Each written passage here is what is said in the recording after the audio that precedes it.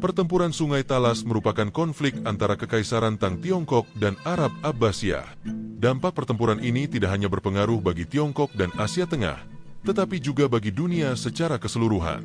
Pada abad ke-8, Asia adalah mosaik yang terus berubah, dipenuhi kekuatan-kekuatan suku dan regional. Era ini ditandai oleh serangkaian pertempuran, aliansi, persekutuan, persilangan, serta pengkhianatan yang membingungkan. Pertempuran ini juga memainkan peran penting dalam penyebaran penemuan Tiongkok ke dunia barat, khususnya seni pembuatan kertas, sebuah teknologi yang akan mengubah sejarah dunia selamanya. Berikut penjelasan detailnya.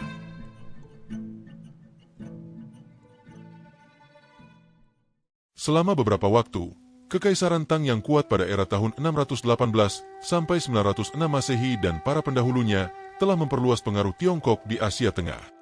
Tiongkok lebih mengandalkan serangkaian perjanjian perdagangan dan protektorat nominal daripada penaklukan militer untuk mengendalikan wilayah tersebut. Musuh paling menyulitkan yang dihadapi oleh Tang sejak tahun 640 adalah Kekaisaran Tibet yang didirikan oleh Songsan Gampo. Selain itu, Tiongkok juga menghadapi tantangan dari Uighur Turki di barat laut, Turki Indo-Eropa, serta suku-suku Laos dan Thailand di perbatasan selatan. Di tengah kesibukan mengatasi musuh-musuh ini, muncul kekuatan baru di Timur Tengah.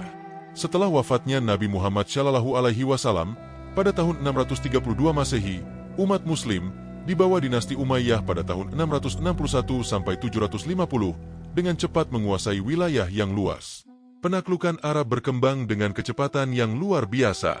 Dari Spanyol dan Portugal di barat, melintasi Afrika Utara dan Timur Tengah, hingga ke kota-kota oasis seperti Merv, Tashkent, dan Samarkand di timur.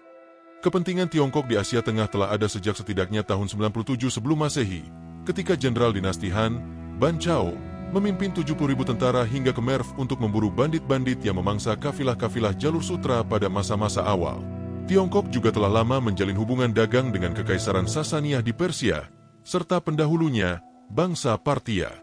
Persia dan Tiongkok berkolaborasi untuk memadamkan kekuatan suku Turki yang sedang bangkit dengan mempermainkan para pemimpin suku yang berbeda satu sama lain.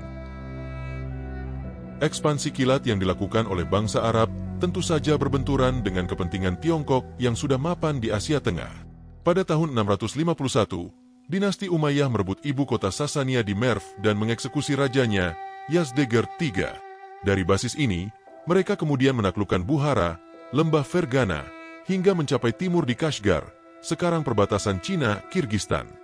Kabar tentang nasib Yazdegerd sampai ke ibu kota Cina, Chang'an, Xi'an, dibawa oleh putranya, Virus, yang melarikan diri ke Cina setelah kejatuhan Merv. Pada tahun 715, bentrokan bersenjata pertama antara dua kekuatan ini terjadi di lembah Fergana, Afghanistan. Bangsa Arab dan sekutu mereka, Tibet, menggulingkan Raja Ishid dan melantik seorang pria bernama Alutar sebagai penggantinya. Raja Ishid kemudian meminta bantuan Tiongkok, dan dinasti Tang mengirim 10.000 tentara untuk menggulingkan Alutar dan mengembalikan Ishid ke tahtanya. 2 tahun kemudian, pasukan gabungan Arab dan Tibet mengepung 2 kota di wilayah Aksu, yang sekarang dikenal sebagai Xinjiang, Tiongkok Barat. Namun, mereka dipaksa mundur setelah Tiongkok mengirim tentara bayaran Karluk. Pada tahun 750, Kekhalifahan Umayyah runtuh, digulingkan oleh dinasti Abbasiyah yang lebih agresif. Dari ibu kota pertama mereka di Haran, Turki, Kekhalifahan Abbasiyah mulai mengkonsolidasikan kekuasaan yang diwariskan Umayyah. Salah satu wilayah penting yang menjadi perhatian mereka adalah lembah Fergana dan sekitarnya. Kalia menjelaskan bahwa bentrokan yang menentukan di Sungai Talas dipicu oleh perselisihan di Fergana pada tahun 750. Raja Fergana saat itu berselisih dengan penguasa negara tetangganya, Chach. Ia meminta bantuan Tiongkok, yang kemudian mengirim Jenderal Cao untuk mendukung pasukan Fergana. Jenderal Cao mengepung Chach, menawarkan Raja Chach jalan keluar yang aman dari ibu kotanya, namun kemudian mengingkari janjinya dan memenggal kepala Raja Chach. Putra Raja Chach melarikan diri dan melaporkan insiden tersebut kepada Gubernur Arab Abbasiyah, Abu Muslim, di Khorasan. Abu Muslim segera mengumpulkan pasukannya di Merv dan bergabung dengan pasukan Ziyad ibn Salih di timur, bertekad untuk memberikan pelajaran kepada Jenderal Cao. Pada Juli 751, pasukan dari 2 kerajaan besar bertemu di Talas, dekat perbatasan Kirgistan, Kazakhstan saat ini. Catatan Cina menyebutkan bahwa pasukan Tang berkekuatan 30.000 orang, sementara catatan Arab memperkirakan jumlah tentara Cina mencapai 100.000 orang. Jumlah total prajurit Arab, Tibet, dan Uighur tidak tercatat, namun kekuatan mereka lebih besar dibandingkan dengan pasukan Tang. Setelah 5 hari bertempur, pasukan Turki Karluk bergabung dengan pihak Arab. Sumber-sumber Tiongkok menunjukkan bahwa suku Karluk awalnya berperang untuk Tang, namun kemudian secara diam-diam berpindah pihak di tengah pertempuran. Di sisi lain, catatan Arab menyatakan bahwa kaum Karluk telah bersekutu dengan Abbasiyah sebelum pertempuran. Menurut Kalie, beberapa catatan modern Tiongkok masih menyiratkan kemarahan atas pengkhianatan Karluk. Apapun alasannya, serangan Karluk menandai awal dari kehancuran pasukan Cao Xianqi, ungkapnya. Bagi bangsa Arab, pertempuran ini juga menandai titik balik yang tidak disadari. Anehnya, tidak banyak catatan yang membahas pertempuran ini segera setelah terjadi. Sejarawan Muslim abad ke-9, Al-Tabari pada tahun 839 sampai 923, bahkan tidak menyebutkan pertempuran Sungai Talas.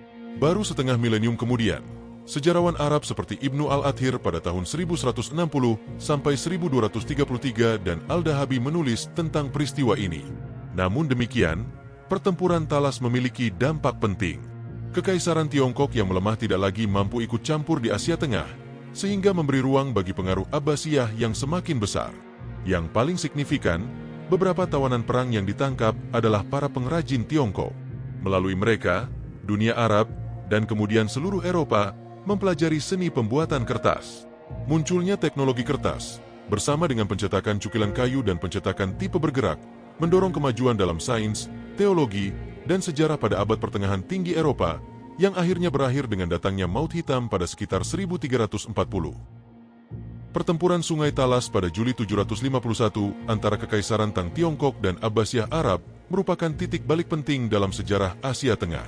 Meskipun sedikit diabaikan dalam catatan sejarah Muslim, pertempuran ini memiliki dampak besar. Kekalahan pasukan Tang melemahkan pengaruh Tiongkok di Asia Tengah dan membuka jalan bagi dominasi Abbasiyah di wilayah tersebut.